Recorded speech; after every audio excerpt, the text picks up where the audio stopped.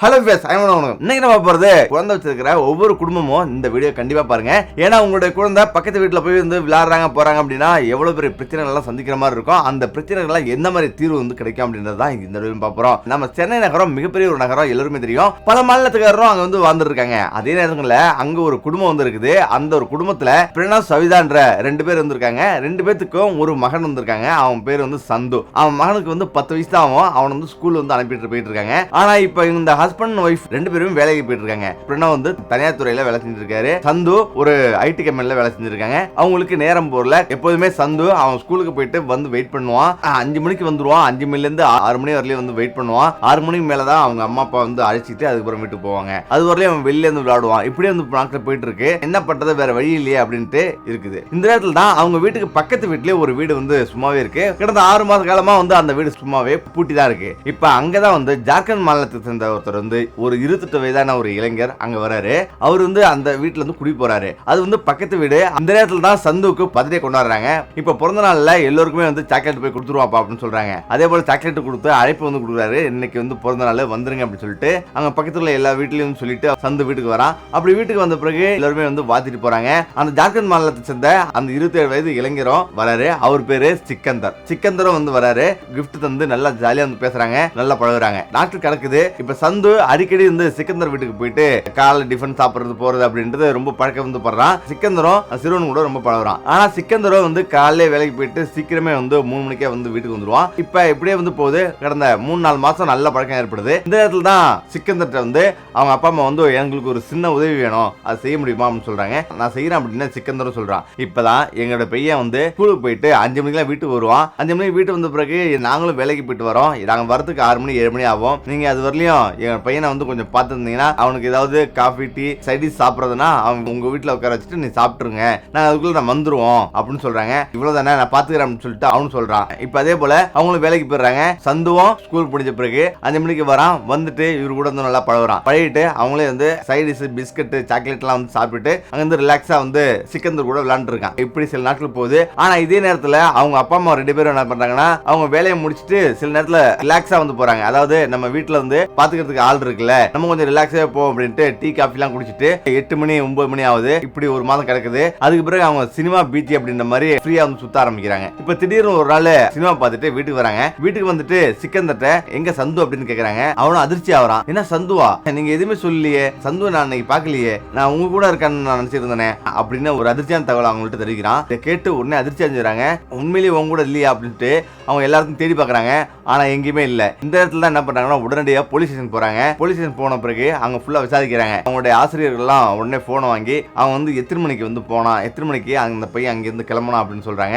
அந்த ஸ்கூல்ல இருந்து கரெக்டா 4:50க்குலாம் பஸ் வந்து ஏறிட்டான். ஆனா அங்கிருந்து 200 மீட்டர் தாண்டி தான் அவங்களோட வீடு. இப்ப அங்க வந்து இறங்கிடுறான். அங்கிருந்து இறங்கி ஒரு 10 மீட்டர் தான் வந்து அவங்க வீடு. அங்க வீடு போற வழியில என்ன நடந்தது அப்படின்றத அங்க போய் போலீஸார் விசாரிக்கிறாங்க. அங்க ஒரு பெட்டி கடை இருக்கு. அந்த பெட்டி கடையில அந்த பையன் வந்தா, அந்த பையன் வந்துட்டு ஒரு சாக்லேட் வாங்கினா, கிரீன் கலர் சாக்லேட் வாங்கினா, அதே போல ஒரே பிஸ்கட் வாங்கினா அப்படின்னு சொல்றாங்க. அவன் திரும்ப வாங்கிட்டு உடனே போயிட்டான்னு சொல்றாங்க.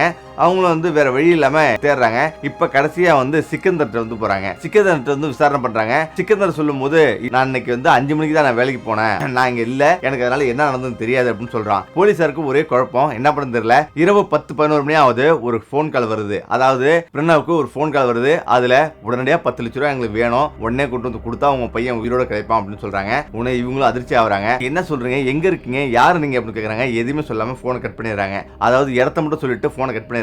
உடனே இவருக்கு வந்து எதுவுமே புரியல.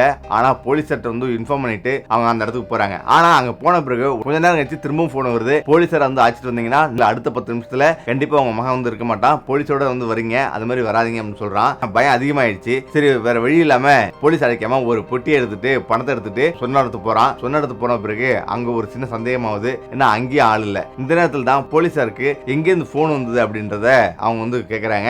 திரும்பவும் உங்களை சுத்தி போலீஸ் வந்துட்டு இருக்கு அப்படின்னு சொல்லிட்டு உங்க மகன் உயிரோட வேணுமா வேணாமா இன்னைக்கு நைட்டுக்குள்ள நீங்க வந்து உறுதியா சொல்லிங்க அப்படின்னு சொல்லிட்டு அவன் வந்து போனை கட் பண்ணிடுறான். இப்ப அவங்களுக்கு ஒண்ணுமே புரியல. அழுதுகிட்டே வீட்டுக்கு வராங்க. ஆனா அழுதுகிட்டே வீட்டுக்கு வந்த பிறகு அங்க ஒரு விஷயம் அப்பதான் புரியுது.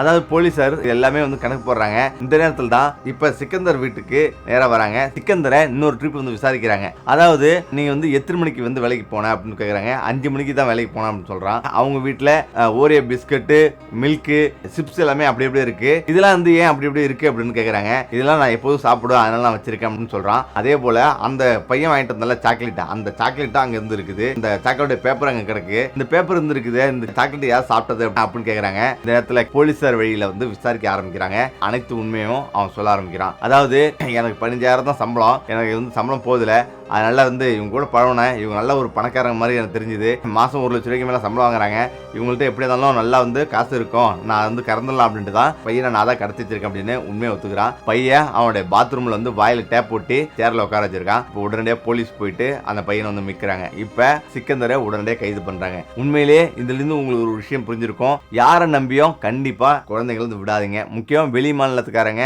சுத்தமாக நம்பவே நம்பாதீங்க. நம்மளை விட அக்கறையாக உள்ளவங்க இந்த உலகத்தில் யாருமே இருக்க மாட்டாங்க. எல்லாருமே ஏதோ ஒரு விதத்துல சுயநலமா வந்து இருப்பாங்க. அதனால எச்சரிக்கையா வந்திருக்கணும். இன்னைக்கு உள்ள அவசர காலங்களில் எல்லாருமே அப்படி வந்து ஓடிட்டே இருக்கோம். ஏன்னா வேலை பளு அந்த அளவுக்கு இருக்கு. ஏன்னா இப்போ வந்து ஹஸ்பண்ட் ஒய்ஃப் 2 பேருமே வந்து கணவன் மனைவி 2 பேருமே வந்து வேலை செஞ்சுட்டு இருக்காங்க. எல்லாம் கரெக்ட் தான். இருந்தாலும் நம்ம பல விதங்களில் வந்து வேலைக்காரங்களை வச்சிருந்தாலும் பிள்ளைங்க மேல நம்ம ஒரு கண் எப்போதுமே இருக்கணும். அப்படி இல்லை அப்படின்னா அதோடைய பாதிப்பு மிகப்பெரியதாக இருக்கும். ஏன்னா இன்னைக்கு இமெயில், இன்டர்நெட்டு, மீடியான்னு வந்திருக்கும் போது அதுலேயும் நிறைய பிள்ளைங்க எப்படி வந்து கெட்டு போறாங்க.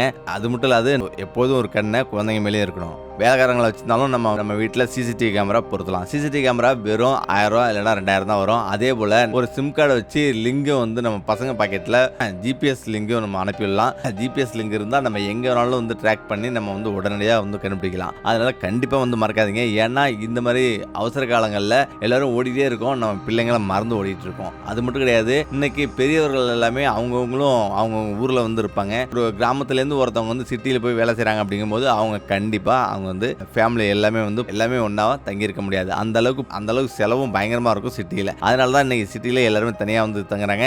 முக்கியமா அதுக்கு வேலைக்காரங்களை பயன்படுத்துறாங்க. வேலைக்காரங்களை பயன்படுத்தலாம் சிசிடிவி கேமரா வீட்டில் பொறுத்திக்கிங்க. அப்பதான் வந்து குழந்தைங்க சேஃப்டியா இருக்கா இல்லையா அப்படின்றத நமக்கு அடிக்கடி பார்த்துக்க முடியும். அதே நேரங்களில் இந்த மாதிரி ட்ராக்கும் வந்து நம்ம நினைப்போம் 10,000 20,000 நினைப்போம், அந்த மாதிரிலாம் கிடையாது. நம்ம அமேசான், ஃபிளிப்கார்ட்லேயே சாதாரணமாக விற்கிது. 1000லேருந்து 2000 தான் வந்து விற்கிது. அதை வாங்கி அவங்கவுங்க பாக்கெட்டில் போட்டாவே போதும், இல்லைன்னா ஸ்கூல் பேக்கில் போட்டாவே போதும். அந்த ட்ராக்கை கண்டுபிடிச்சு நம்ம எங்க வேணாலும் போயிட்டு கண்டுபிடிச்சிடலாம். இதே போல எக்காத்து மட்டும் வெளி மாநிலத்துக்காரங்களோ வெளி நபர்களையோ நம்பவே நம்பாதீங்க. அப்படி நம்பினா அவருடைய பாதிப்பு மிகப்பெரியதா நமக்கு தான் இருக்கும்.